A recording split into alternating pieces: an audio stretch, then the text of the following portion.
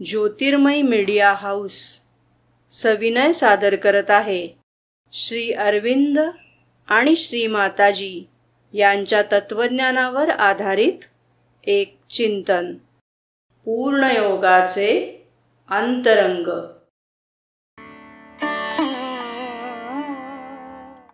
नमस्कार. आज आपण एका खूप महत्वाच्या संकल्पनेबद्दल बोलणार आहोत, आपल्यातला चैत्य घटक. श्री अरविंद यांच्या विचारांवर आधारित आपण जरा खोलवर जाऊया यात. आपल्या अस्तित्वाच्या अगदी मुळाशी काय म्हणतात त्याला, गाभ्याशी काहीतरी दिव्य आहे, एक शक्यता आहे. तर बघूया काय आहे हे नक्की. म्हणजे आपल्यात असं काहीतरी आहे जे थेट ईश्वराशी जोडलेलं आहे. ही कल्पनाच विलक्षण आहे.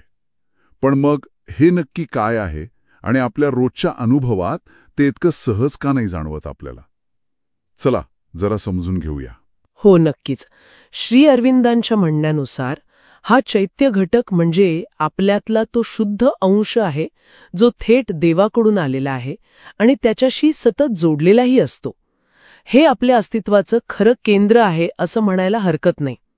आपलं मन, प्राण, शरीर या सगळ्याला तो आतून आधार देतो. म्हणजे जणू काही आपल्यातल्या दिव्य शक्यतांचा तो उगमच आहे. पण मग इतकं महत्वाचं केंद्र ते आपल्या सामान्य जाणीवेच्या इतकं मागे का असतं? म्हणजे लपल्यासारखं. जर ते आपल्या अस्तित्वाचा आधार आहे तर ते आपल्याला सतत जाणवायला हवं, नाही का? याचं कारण कसं आहे ना, की ते सुरुवातीला पूर्णपणे विकसित झालेलं नसतं. एका बीजासारखं असतं ते. आणि दुसरी गोष्ट म्हणजे ते स्वतःला कशातून व्यक्त करणार, तर आपल्या मन, प्राण आणि शरीर ह्या साधनांमधून.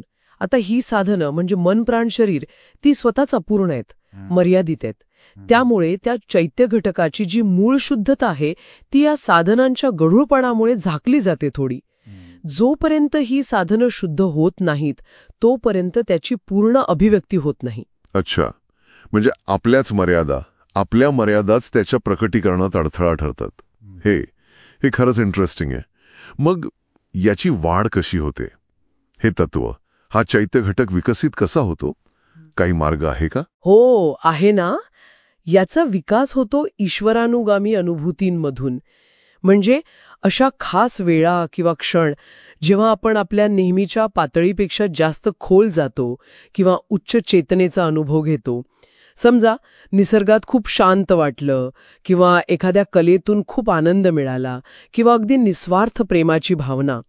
असे क्षण, अशा प्रत्येक उच्च, उदात्त किंवा खोल अनुभवातून त्या चैत्य तत्वाला शक्ती मिळते. ते पुष्ट होतं आणि अशा अनुभवांच्या सातत्याने हळूहळू हा चैत्य घटक विकसित होऊन चैत्य पुरुष बनतो. म्हणजे एक काय म्हणू, संघटित आणि जागरूक आंतरिक अस्तित्व तयार होतं. आणि हाच विकसित झालेला चैत्य पुरुष तोच मग लोकांना नकळतपणे का होईना पण आध्यात्मिक मार्गाकडे, सत्याच्या शोधाकडे वळायला मदत करतो असं म्हणायचंय का? म्हणजे आपल्या आतला हाच तो अदृश्य मार्गदर्शक? अगदी बरोबर. हा चैत्यपुरुषच आपल्या आध्यात्मिक प्रगतीमधला सगळ्यात मोठा मदतनीस असतो.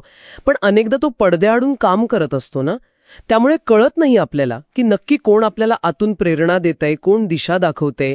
आणि म्हणूनच श्री अरविंद म्हणतात की पूर्ण योगामध्ये, म्हणजे जो सर्वांगीण परिवर्तनाचा योग आहे, त्यात या चैत्यपुरुषाला जाणीवपूर्वक पुढे आणणं, त्याला आपल्या जीवनाचं केंद्र बनवणं हे खूप महत्वाचं आहे. त्याच्या जागृतीशिवाय खरी आणि स्थायी आध्यात्मिक प्रगती कठीण आहे.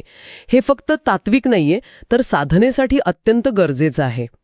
तर थोडक्यात काय की आपल्या प्रत्येकात एक दिव्य गाभा आहे, एक चैत्य घटक. तो ईश्वराशी जोडलेला आहे. सुरुवातीला तो अविकसित असतो, लपलेला असतो.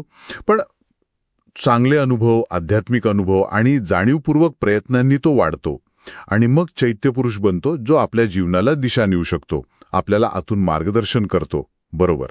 हो, अगदी. आणि हे सगळं ऐकल्यावर एक महत्वाचा प्रश्न उरतोच.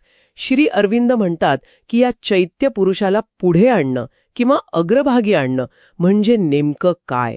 आपल्या रोजच्या जगण्यात, धावपळीत, आपल्या भावना, विचार, आपल्या कृती या सगळ्यामध्ये या आतल्या दिव्य तत्वाबद्दल आपण अधिक जागरूक कसं व्हायचं आणि त्याचं जे शांत पण स्पष्ट मार्गदर्शन असतं त्यानुसार जगण्याचा प्रयत्न कसा करायचा, हा खरंच एक चिंतनाचा आणि प्रत्येकाने स्वतः अनुभव घेण्याचा विषय आहे.